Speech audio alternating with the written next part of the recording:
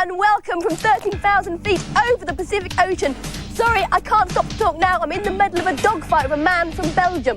Yes, I'm sorry about that. More about how you can use the telephone to shoot down Belgians later in the programme. But first, our main review this week is Rocket Knight Adventures on the Mega Drive. And Violet, Top Gun Berlin, landed for just long enough last week to go behind the scenes of the most technically advanced concert ever staged.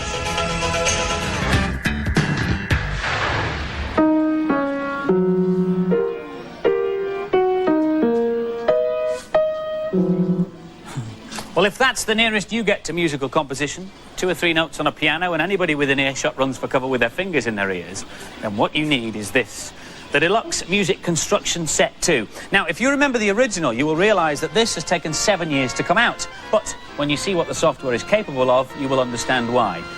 Well, it's just something by some unknown pianist called Scott Joplin. I don't think he'll do anything. But if you want to compose your own masterpiece, it couldn't be easier. We'll just stop Mr. Joplin in mid-stride here, and all you've got to do is select the note you want, crotchet, quaver, breve, semi-breve, and simply use the mouse to put it on the stave exactly where you think it should go. You hear the appropriate note as you do it, and if that wasn't easy enough, it gets simpler. Take the melody straight from the piano keys down the bottom here, and the computer will put the notes on the stave in the appropriate place.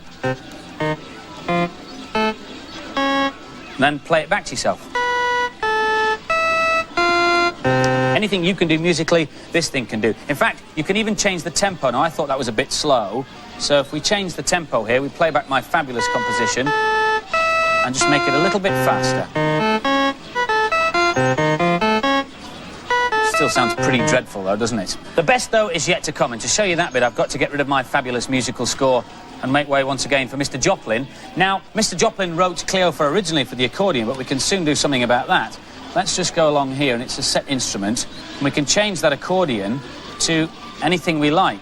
Banjo, no. Bass, no. Oh, yes, there we are, steel drums. And so now, ladies and gentlemen, I give you Cleophas by Mr. Scott Joplin, now on the steel drum. And on that note, Violet Berlin. Amazing. Our main review this week is Rocket Knight Adventures on the Mega Drive. Its hero, Sparkster, is the last in a long line of ancient and venerable rocket knights, so called because of their rocket-powered backpacks. Here's the intrepid Robert. This is a very interesting game. It has all the elements of a first-class platformer. It keeps you on your toes all the way through. This is the start of level 2. There is a boss at the beginning of it, which is quite unusual, as it usually comes at the end. Sparkster is the main character in the game.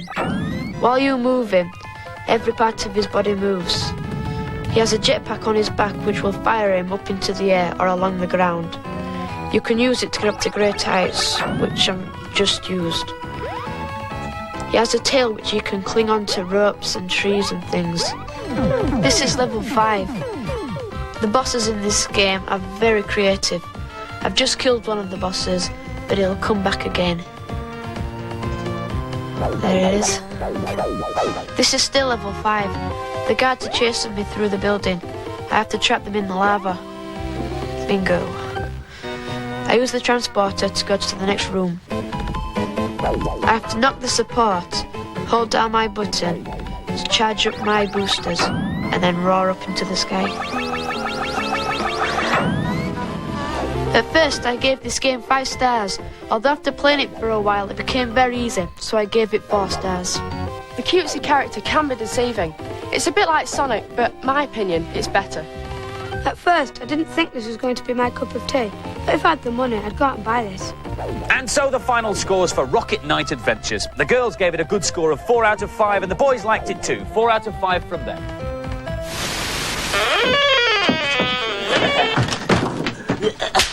Thank you, Fertilers, and welcome to the most technically advanced concert ever staged.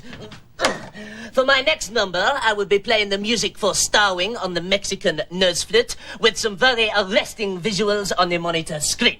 Now, to produce the arresting visuals, make sure both controllers are plugged in, but play the game only with controller number 1, and score more than 10,000 points. Then, when you die and go to the continue screen, by pressing Y or B, you can change your ship to any other ship in the game or any other object. Completely useless, but it looks nice and makes an ideal complement to any technically advanced, etc., etc.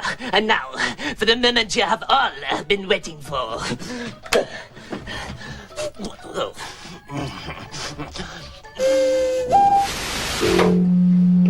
2, 1, 2.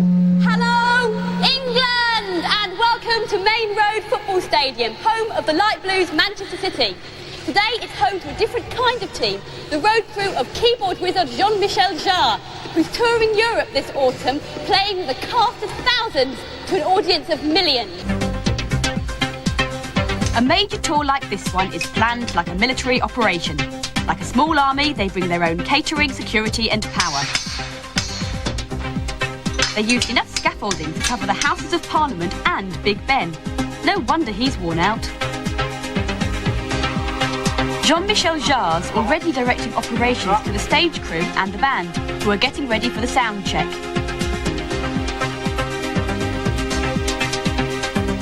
It takes 4 days to build the set, but things only really come together in the last 24 hours before the performance.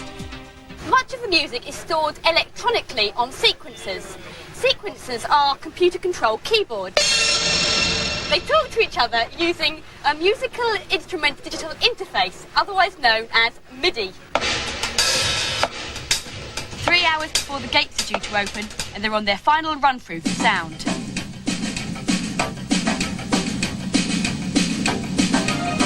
There was a rehearsal last night just for lighting, but because of the complexity of the show, the sound check can take longer than the event itself.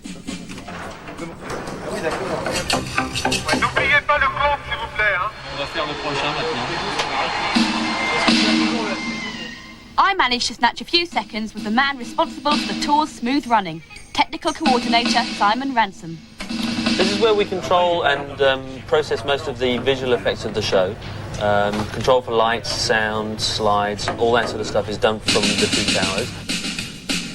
And then above us we have the lasers, the slide projectors, a lot of specialist lighting effects that we use for throwing images out against the stage and against the screens that we have up there.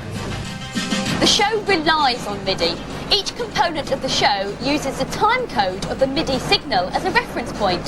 So here's the time code, 10 hours, 7 minutes, 54 seconds, and the frames keep going round. The frame's a 25th of a second.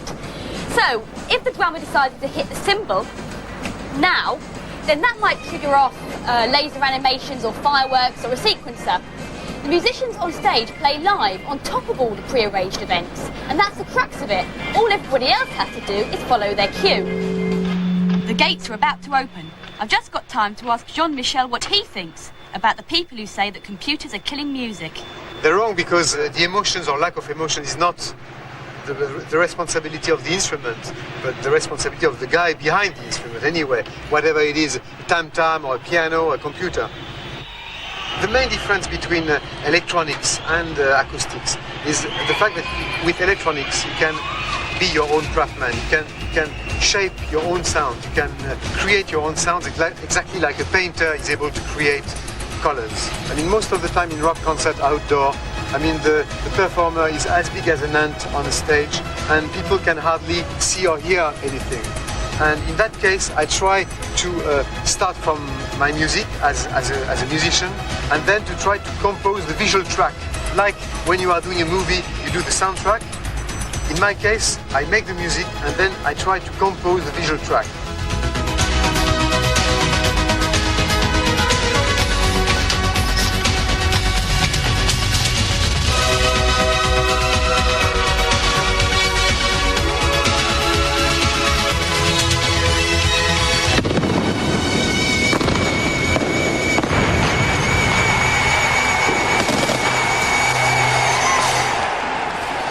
It's just like my garden on bonfire night.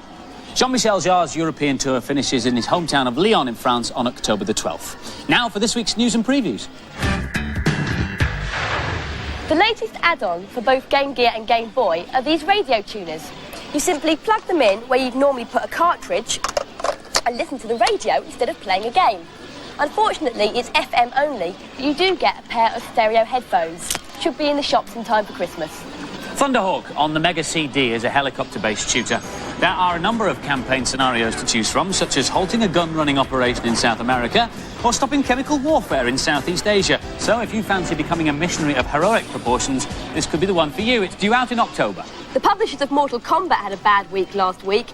They were desperate to keep the cart from going in the shops before the official release date last Monday. Unfortunately, people came in demanding their deposits back because they'd managed to get the game elsewhere. This, by the way, is the SNES version. Yeah. Hello again, scrotty fertilers. The soothing effects of pets. When it's all getting too much for me, I like to keep calm by feeding my goldfish.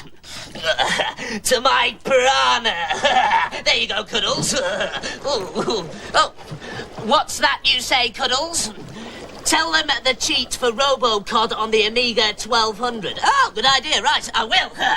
On the title screen, all you have to do is type in O.S. hit the spacebar, friendly, FRIENDLY.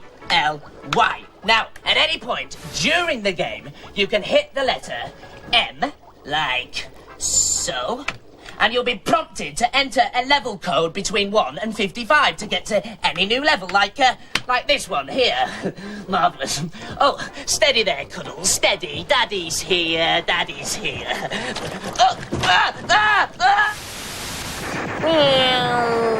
Still locked in battle, I'm afraid. This may look like any other flight sim, but it is, in fact, unique. You see, you're not just playing against the computer, but against real-life aces, most of whom are over 100 miles away from the studio. In fact, I'm even playing against our American reporter, Z Wright, who's playing in New York. I can talk to him using the communications panel, so let's see. Hi, Z. See what he comes back with. Yo, Violet, I'm going to get you. We'll see about that, not if I see him first. The game's actually called Air Warrior, and it's the first and only flight sim that you can play over the telephone lines. There's a range of different planes which all handle differently, and you can fight against up to 40 different people from all over the world. To play over telephone lines, you need a modem. That's one of these, this little black box here that connects your computer to the telephone system.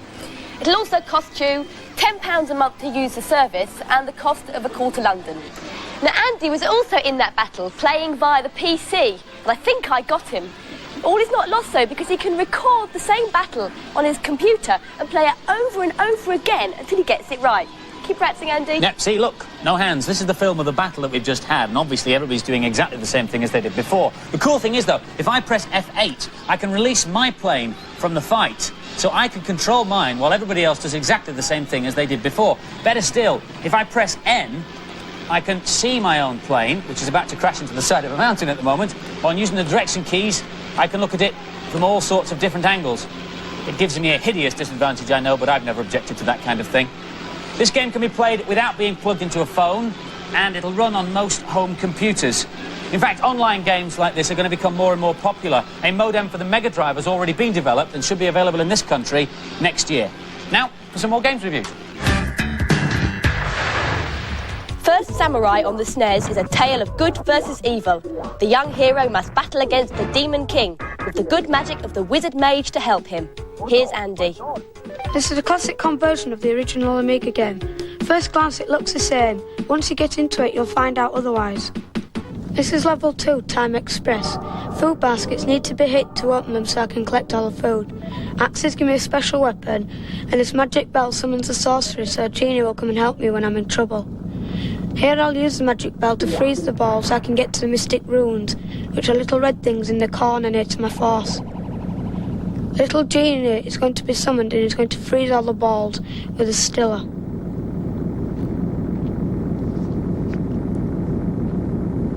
I have to hit the balls to get past them, otherwise they will drain my energy, which is in the bottom left. Little stars flying about regain my force. Here I've broke through the wall with the mystic to get a mystic rune. I did this by summoning my sorcerer with the bell. My sword is going to go because I've lost all my life. It will regain again when I get some more diamonds when I kill some more baddies. But Breaking through windows can earn you food, points or some extra baddies to kill. All in all, a good game, but definitely one for those who want a challenge. The graphics are good, but it would be better if you could have a change of character or even a two-player option. The sound and music has been improved from the Amiga version, but this game's just too old, too repetitive and too slow. And the scores for First Samurai? The girls gave it an average 3 out of 5, and the boys agreed. They gave it 3 out of 5 too. Garfield makes an appearance today in his own Game Boy title. He's taken time out from sleeping to visit some ancient ruins with his friend Odie the dog, but has fallen into a labyrinth of old rooms. Luckily, he's brought his drill along, as you do. Here's Angela to help him out. Garfield's one of my favourite cartoon characters, so I was really looking forward to playing this game. It does actually look like Garfield and the animation is really good. I'm drilling there to get rid of that block. Collecting a bomb so I can blow up some baddies. Like that mushroom. You have to press select so you can blow up the bomb. Blow up the baddies. It's difficult with the buttons because you have to work out how to use them at first. This is the end of level key that comes down. And then you have to find the door. You have to blast the blocks away. And it can be a bit difficult because you have to be in the right place. But if you're not quick enough or you can't blast any more blocks, you can get a bit wedged in. It's difficult to find out how to jump. Got wedged in. This game, it gets harder and harder as it goes along. I got to level 17 before I just had to give up because it was so impossible. There's a lot of Game Boy platform games being released recently, and Garfield is not the best of them. Just forget it. This was very hard, but not very exciting. I wanted to put it down after about 20 minutes. And the scores for Garfield, the girls gave it an average score of 3 out of 5, but the boys didn't like it at all. Only 1 out of 5. Steady, Cuddles! Sit! Calm down! Hello again, Furtlers. Still on a fishy theme. This is a cheat for Echo the Dolphin. Ow! On the Mega Drive.